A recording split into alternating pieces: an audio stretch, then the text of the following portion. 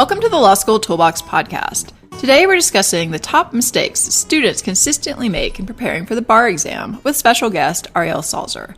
Ariel is one of our most experienced bar tutors, so we're really excited to have her here today. Your Law School Toolbox host today is Allison Monahan, and normally my co-host Lee Burgess is with me as well. Together, we're here to demystify the law school and early legal career experience so you'll be the best law student and lawyer you can be. We're the co-creators of the Law School Toolbox, Bar Exam Toolbox, the Catapult Conference, and the Trebuchet Legal Careers site. And I also run the Girls Guide to Law School. If you enjoy the show, please leave a review on iTunes. And if you have any questions, don't hesitate to reach out to us. You can always reach us via the contact form on lawschooltoolbox.com, and we'd love to hear from you. With that, let's get started.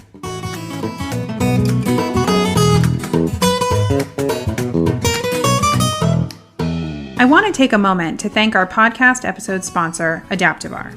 Adaptibar is the only program that combines 100% licensed MBE questions from previous exams with patented adaptive technology that adjusts to your strengths and weaknesses. Additionally, Adaptibar teaches you every aspect of your timing so you can perfect it and not have to worry about the clock on test day. We recommend Adaptibar to our students who want to supplement their commercial bar course or repeat takers looking to raise their MBE scores. You can learn more on adaptibar.com and use our special promo code found in the show notes for a discount. Welcome back. Today we're discussing the top mistakes that students consistently make when they're preparing for the bar exam with special guest Ariel Salzer, who's one of our most experienced bar tutors. I'm really excited to have her here today to give us a rundown of the biggest mistakes that she sees students making so you can avoid them. So let's jump right in, Ariel. In your experience, what is the single biggest thing that students do wrong when studying for the bar exam? I'm glad you asked. Well, plain and simple, I would say not practicing enough under exam conditions is probably the number one thing I see students doing wrong. So what does that mean, exam conditions? Like, do I have to go and get a bunch of my friends to sit in a room with me or what? You know, you can if you want. I'm not going to stop you. But basically what I mean when I say exam conditions is timed closed book exams for the MBEs and the essays and timed PT exams. You know, and so this is the hardest work. This is the part that everybody hates the most when they're studying for the bar. Nobody wants to just sit down and spend an hour or 3 hours if you're talking about a PT. Just that sounds horrible. It is horrible. Like I said, everybody hates it. I hated it. The PT was my least favorite part about studying for the bar. But it really is what you need to do. It really is the way to get the most bang for your buck in terms of study hours. And I would say that, you know, not practicing enough or figuring out some reason that you think maybe practice doesn't apply to you or why you don't have enough time. All of these excuses, these are probably the number one thing that I see going on. Right, because I've heard people saying all kinds of things like from either just like I literally don't have the time, like I'm working with this insane schedule that some bar prep company gave me and it's already taking 20 hours a day. How can I possibly do this? Or, another big one seems to be, well, I'll do the practice once I know a little bit more law, right? Mm-hmm. And we do hear that a lot. You know, it's really uncomfortable to try to write an essay when you don't know the law very well. And so, you know, I mentioned closed book exams before, but it's okay to start out open book before you know the law. Mm-hmm. You know, it's okay to take training wheels type of practice. You know, and when I'm saying, you know, do something that feels uncomfortable, that's what I tell bar students all the time. Whatever it is that feels the most uncomfortable for you, that's probably where you need the work. So if that means writing essays and maybe you don't know the law, do them open book at first and crash and burn if you need to. And, you know, if your essays are horrible, that probably means you just have a really good opportunity to learn even more from that essay. Right. Nobody's going to be perfect when they first start writing, right? Sure, exactly. I remember in startling clarity my first really, really awful practice essay for the bar. And I actually turned it in to Lee. She was my bar tutor. And she was even like, you know, this is kind of terrible. You need to do it again. But yeah, and I remember it so well because I had to take it apart in excruciating detail and do it again. And that's what helped me. You know, so that's where the hard work really needs to happen. No, I think that's right. I think it's Anne Lamont who says you have to write like the shitty first draft in order to get to the rest of it. And I think it's the same thing with the bar. Like, of course, you're not going to be perfect the first time that you do one of these essays, but how are you ever going to get better at them if you basically refuse to do them, right? Right, exactly. And, one of the big pieces of doing this practice work, I think, especially when it comes to the essays, is outlining your essay on scratch paper. If you're listening to this and you only take one thing away from this podcast, outline your essays on scratch paper. I can't even tell you how much of a difference it makes. Why do you think people need to do that? Isn't that sort of a waste of time? That's what a lot of students think at first. And it does feel like it's spending time, right? Because you're not just jumping into typing right when the clock starts. You're spending maybe 10 minutes, maybe 15, maybe even almost 20 minutes just taking notes on paper. And it can feel like it's a waste of time. But what that process really helps you do is figure out, okay, what are all the facts that I'm getting in this fact pattern? What kind of rules are those triggering for me in my head? And how do I match up those pieces together? So you're not just recreating the fact pattern or writing down rules. That's not the point of the scratch paper outline. Really what you're doing is matching up the law and the facts in a way that helps you write the essay even faster once you get started. And like I said, I've really seen students turn their writing around by committing to this process and doing it the same way every time when they practice. Well, that sounds great, but can I just do that and not bother actually writing it out if I'm pressed on time? That is a good question. Students say that a lot too. Can I just outline the essay? And the answer is, well, if you're struggling with issue spotting, sure, go ahead and outline essays because that's really good issue spotting practice. But, if you're struggling with things like timing or structure or putting in enough headers, or maybe even doing really good factual analysis, which is a huge place where people struggle. If those are the difficult points for you, then just doing the outlining is not going to help with that. Yeah, I think this goes back to what you were saying earlier about doing the stuff that makes you uncomfortable. If you know that oh yeah, I'm pretty good at doing these outlines, keep doing them, of course. But then it's well, what do you need to be doing instead? And the answer is probably writing. I think people who have a lot of time pressure, and let's face it, the bar is pretty time pressured for most people. But it seems to me one of the best ways to improve your speed is just to get more comfortable with the writing. And the only way to do that is to practice, right? Absolutely. And, as you get later into the bar study time period too, even practicing 3 back-to-back essays, basically figuring out what is the exam going to give me in real life and doing things that are as close to that as possible. I think the fatigue issue for a lot of people ends up being something that they underestimate. Particularly in California where you've got 3 days of this. Thank God that's ending soon. But, right now you've still got 3 days of, 3 hours back to back Monday, not Monday, morning and afternoon. This gets really tiring. So it's, somebody might be okay if they're oh yeah, it also, I think there's that element of surprise that sometimes happens when you have multiple essays and you're not sure what they're going to be about. Is one thing to sort of be okay, I'm going to write a torts essay today. And then you find a torts essay and you write it. It's another thing just to get this answer packet and be here you go. Right, exactly. And, that's one of the reasons that, especially in the later days of exam practice, I always try to give students sort of what we call kind of surprise essays, where I send them a file with all of the details taken off of what kind of essay it is. Mm-hmm. And then if they print out a packet of those and use them as their sort of surprise practice essays, then they don't know when they flip over the paper that it's a con law essay or that it's a torts essay. They just have to write it. That's sort of the first step, is that moment of shock of what am I even supposed to be talking about here? Exactly. And so that's just one more way to do what the exam's going to do to you on those 3 days, those 3 exhausting days. They're going to surprise you. So you should surprise yourself. You should be practicing that. So yeah, exactly. Right. And I think another part of exam conditions is the distractibility factor. So I've heard, suggestions which I think are really good about go to a coffee shop and, do 3 hours of exams back to back, because that's kind of what the experience in that exam room with hundreds of people typing away furiously is going to feel like. Yeah, that's a great idea. And, I had a student at one point, I remember she was trying to do PTs at the very beginning of the bar season in Starbucks. And, if you're not used to something or you haven't quite mastered what the PT is and how to write one, don't go to Starbucks yet. But right. If you're in the later days and you want to do some realistic kind of practice, definitely go somewhere that's loud. It's going to be loud in that room. Practice earplugs. They feel really weird. So make sure you practice using them. Yeah, exactly. I think the point is just, anything that you can do to more closely replicate that experience is going to be good, because just for your stress and anxiety levels, having been through something similar before, you're not going to freak out as much. If the only time you've ever done any sort of bar prep work is alone in your quiet office, with music playing in the background that you find soothing, and you're like coffee there, and it's not like that. Yeah, and it's definitely not like that. And I always tell students, clear off your desk, make your desk really bare. Only put your exam bag next to you. Don't have a water bottle. Don't have a snack. Don't have anything that they're not going to give you during the test. Don't get up and say, well, I'm a little tired, I'm going to go and run around the block or have a snack or whatever. Right, or like go out on the balcony and, have a little sip of tea that I just made myself. Like, that's not helping you. All right, so I think the point there is like you've got to practice under exam conditions, whether that means doing, actually writing your practice essays, doing the outline the way that you're going to do it on test day, really replicating. And same with MBEs, like, you want to sit down and do them at random, not just do, 20 of contracts and 20 of torts. Like, that's not the way they're going to come at you. So you've got to be ready for this experience.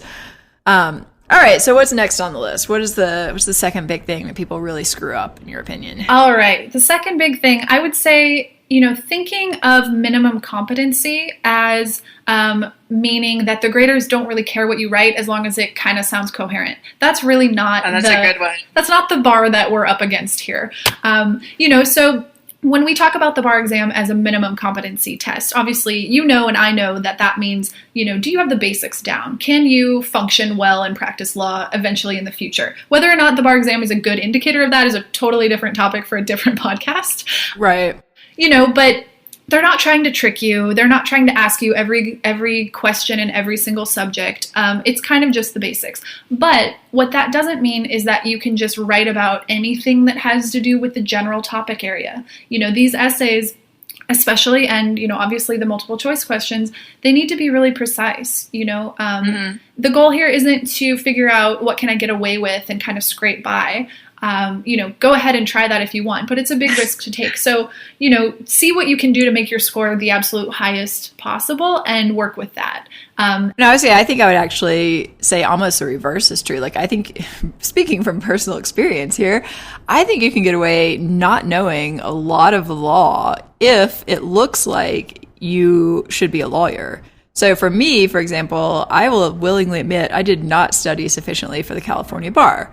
Because when I took it, I was working as a lawyer and I didn't have that much time.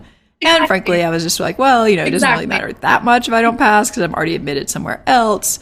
And like literally just didn't have the time to put in to really be comfortable with like every detail of the law. I mean, Lee laughs because I didn't actually know that they tested professional responsibility on the bar exam. I mean, my logic was like, you've already done the MPRE. Why would they care about this? Obviously, if you're listening to this, very important topic area in California showed up on 2 different essays. But it goes to show you that, like, I literally didn't know that law. I was making stuff up. But I made it look like, it was logical. I sort of worked from the facts. I kind of guessed about what the law probably was. And that was enough to pass. Yeah. And, sometimes, and I've seen this with students too, sometimes when they don't know the law very well, they actually write better essays because they're really forced to use the facts that they get in front of them and they have nothing else to go off of. So using every single fact, that's another thing. If you can take away one thing from this podcast, use every single fact from the fact pattern. Yeah, like they probably put them there for a reason. And, sometimes for me, like I remember they were asking about like distinctions between federal law and California law. And so you're sitting there going, that's a really interesting question. If I were going to think of 2 ways that I could, frame this law, like for this issue, and it's obvious what the issue is, how would I frame it? And then I basically just, said assigned one to California and one to federal. And honestly, I don't think it really mattered that much if I was right. Like, they probably ding me for half a point if I like mix them up. But yeah, I think actually like the stuff that I knew less well, in some cases I actually did a better job on. Yeah. And, I think I can absolutely imagine that happening with you. I could see you going in and I'm not saying I recommend this as a strategy. I'm just saying that it turns out that you can actually, if you sound like you're a lawyer and you write in a logical, competent way, where someone can follow your train of thought, you can actually do okay. Whereas if you write just like, you might know the law, like you might know every detail of every, extra like exception to this rule, to this rule, to this rule. But if you can't write it coherently, you're not going to reach a level of minimum competency. Yeah, and what I think it comes down to too, and what I bet you did on your bar essays, is that you probably went with the topics that were given to you, and realized that the graders have a list, right? They've got a list that they're looking for of different rules, different sort of facts that you're going to use and how you're going to piece things together. It might not be a very precise list. It might not be an exact science, but you can't just be talking about a topic generally at length. That's not what I definitely wasn't doing that just because I didn't have anything to say. I was not discoursing on like the California law of professional responsibility because I was literally like, I have no idea what they're talking about. Frankly, I probably would have failed if I'd done just the essays too. But, luckily I was good at the MBE. So I think this leads into your next sort of problem area. So tell me about that. Yeah. Okay. So number 3, this is really kind of taking the easy way out, I would say. So not fixing your own personal problem areas, whatever those are. And for everybody, they're going to be different. But ideally, you figure out what the issue is for you. Maybe you're really bad at writing essays. Maybe the PT is terrible and it always takes you 4 hours instead of 3, whatever it is. Figure out what it is and work on that one thing. And, if you have somebody giving you feedback or you know something about yourself that you need to fix, definitely focus on that. Don't sweep it under the rug and think it's going to go away because it won't. It kind of goes back to the making yourself uncomfortable idea. Whatever scares you the most, that's what you should work on. And every essay, every PT, they should be teaching you something. So I think a lot of students, they think kind of quantity over quality when it comes to practice. And they think, how many MBEs do I need to get done to pass? Well, it's really not about that. It's about how well did you do those MBEs and what did you learn from them, And I think that's a key point because I think sometimes people just do like lots and lots and lots of MBE questions because either they're assigned to do it or they think they need to do it. But the reality is like you probably are getting like some percentage of those questions right, like certain topics pretty much all the time. And so it's basically a waste of time to keep practicing the stuff you're getting right. So, and one of the things I give myself credit for when I had like a very minimal amount of time to study was that on my MBE stuff, I used a program that like really focused on the stuff I did not get right.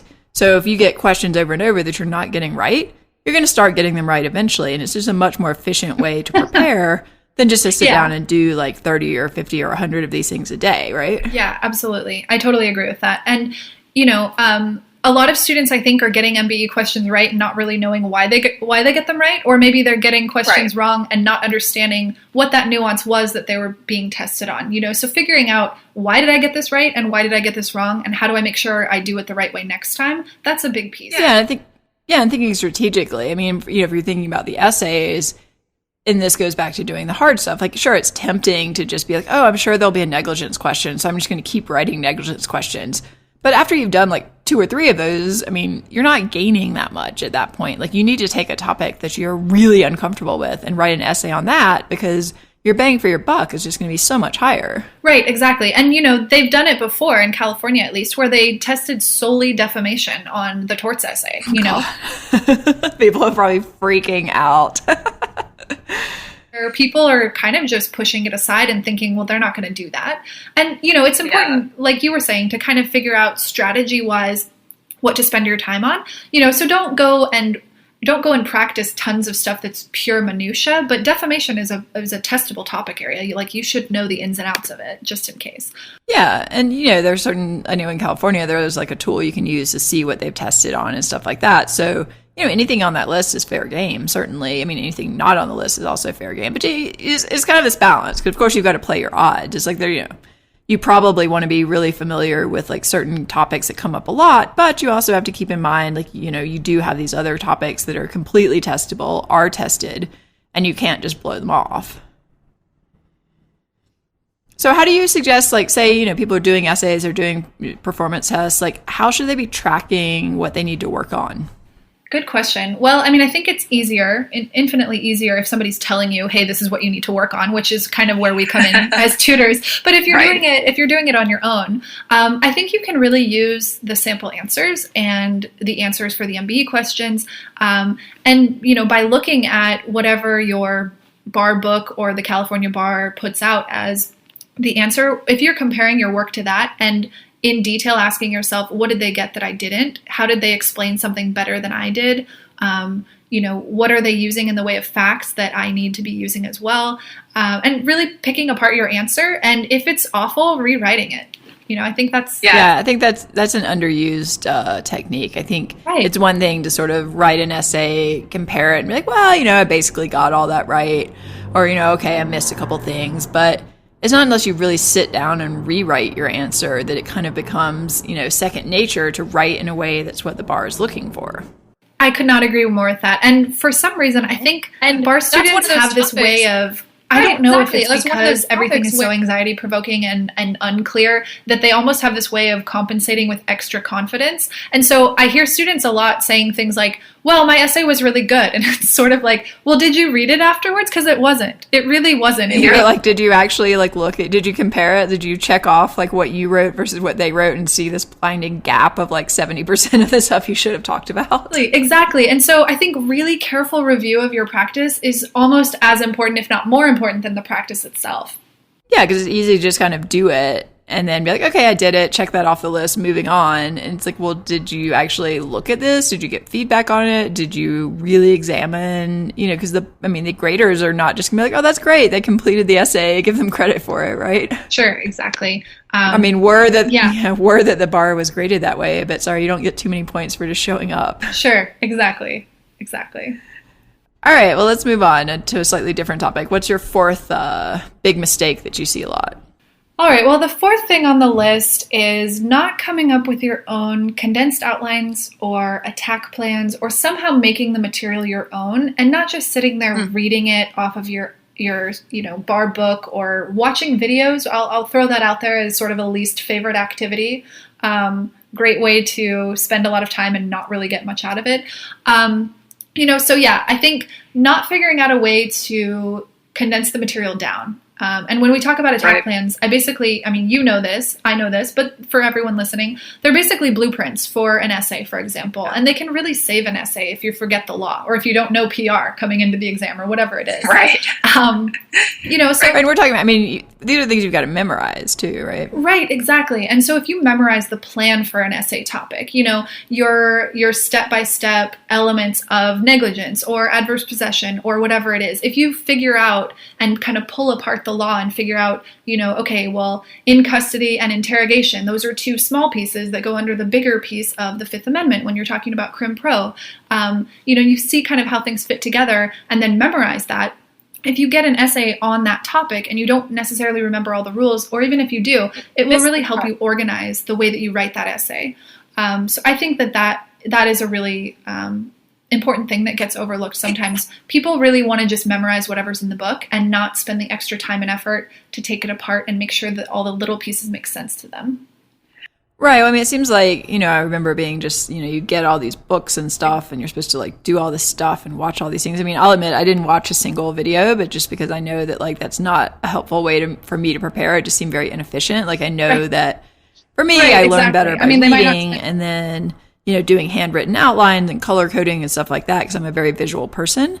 So I think part of it is just people knowing themselves and really trusting their ability to learn this material, which may or may not exactly correspond to the way that a commercial bar prep, company thinks that you can learn it, right? Sure, definitely. And, we see that with a lot of the commercial bar prep companies. They just give you so much to do. There's so much busy work that it's really hard to figure out what works for you if you're trying to just complete everything on the list.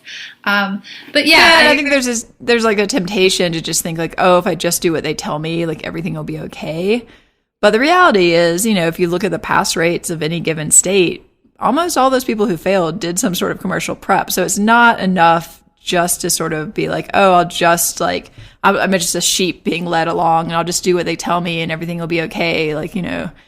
It's just, that's not really the takeaway message here. Yeah, exactly. And, there really are kind of one size fits all programs, like we always say. I think, yes, sure, it can work. It can work really well for some people, probably a lot of people. But if you feel like it's not working for you, definitely feel like you can tailor things to yourself. Practice other things. Yeah, and I think the reality is any bar prep company is going to give you more than enough material to pass the bar. It's not a lack of information that is causing people to fail the bar exam here. I think it is this lack of like really deeply knowing, even if it's only like you deeply know and understand 80% of the material and maybe a couple of details like you don't have. But if you can apply, that 80%, it's the 80-20 rule. Like if you can get 80% of the stuff on the bar right, you're going to pass with flying colors. You don't have to worry about the rest of it so much. Exactly. And, it doesn't mean taking your whole entire bar book and turning it into flashcards. That's not going to let you deeply know anything. It's just going to help you practice your handwriting, so definitely don't go and do things just because they sound like a good idea. Ask yourself, is this really going to help me on the actual exam? Well, and it's back to doing the stuff that's hard. Like it's easy on some level. I mean, it's not easy, but relatively it's easy to copy out a bunch of rules on flashcards and memorize them. But that's not really the point. They're not asking you to recite a bunch of legal trivia.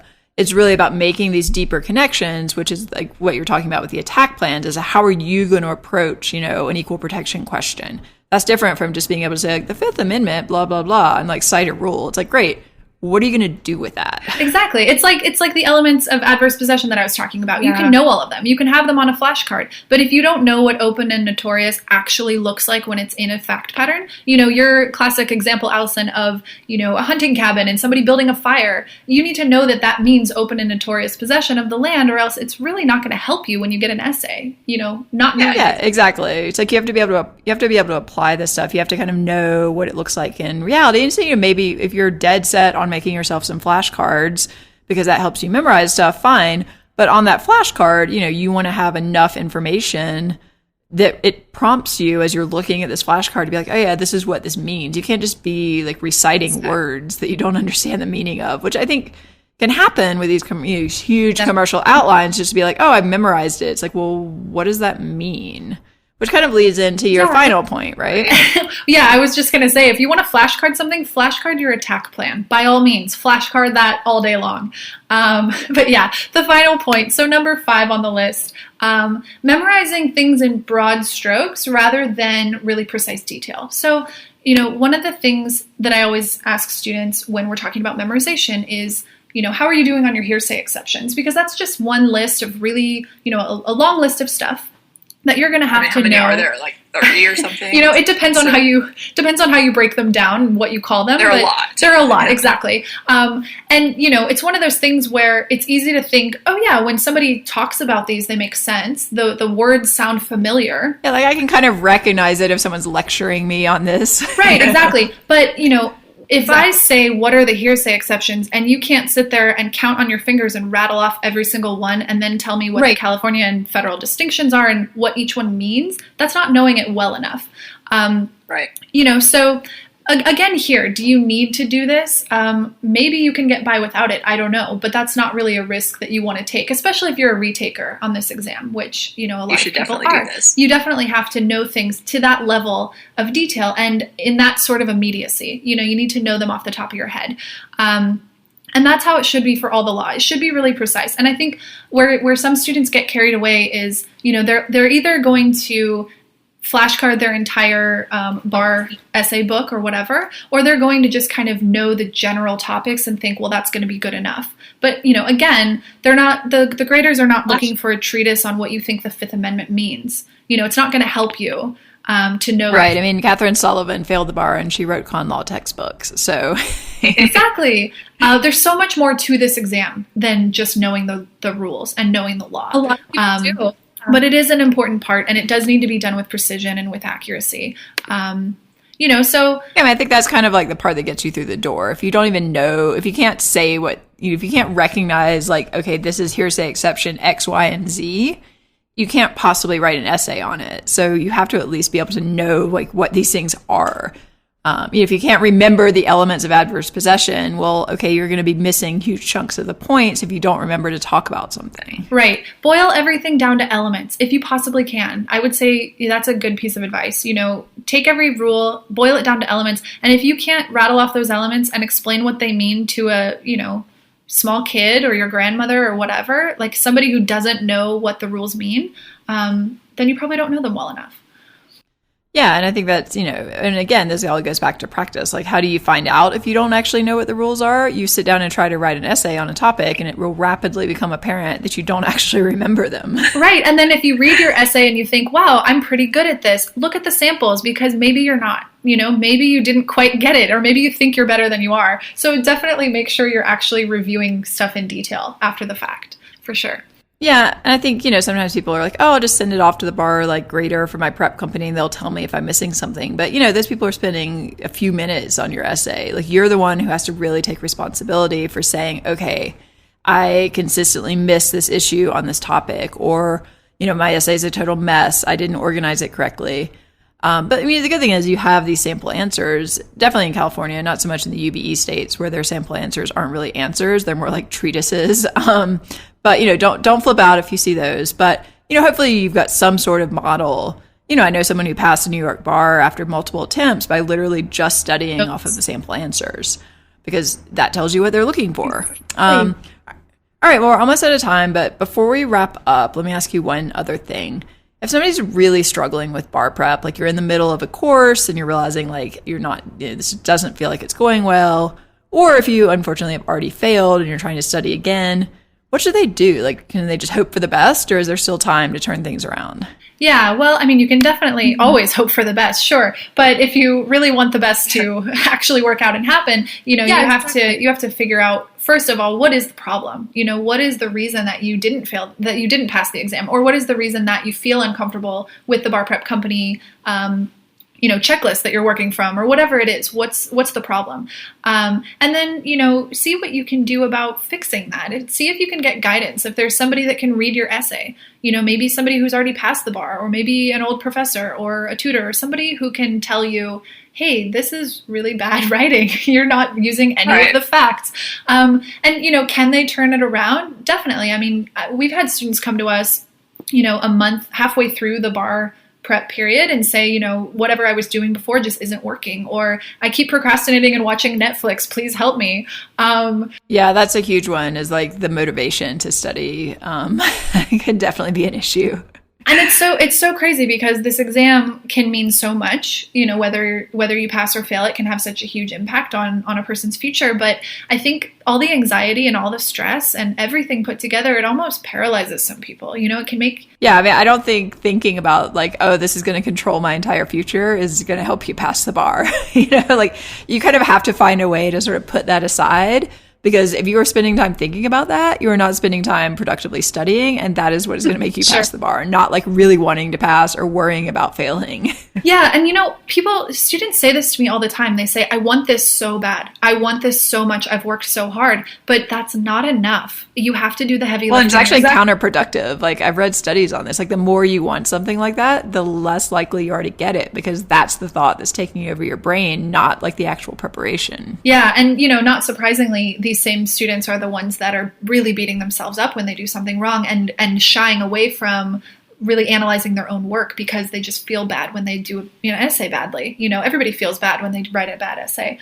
Yeah, but I think one of the things people can sort of take away from this, I think, is, it's almost like a mindfulness sort of thing, developing sort of curiosity about this process more than sort of judgment. We can all be oh, I can't believe I missed that. I'm terrible at this. I'm always going to fail the bar. I'm never going to pass.